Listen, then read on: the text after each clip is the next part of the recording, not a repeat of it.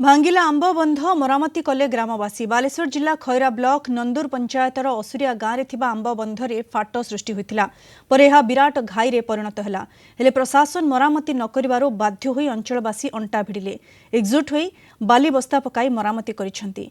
आंब बंध 25 वर्ष पूर्वे जलसेचन विभाग द्वारा निर्माण करा जायतिला।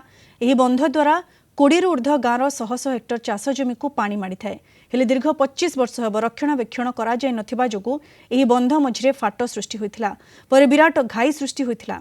अन्यपटे फाटरे पानी निष्कासन होथिबारो बंध भांगिबार संभावना रहिछि बोली कहिसेंती चासी।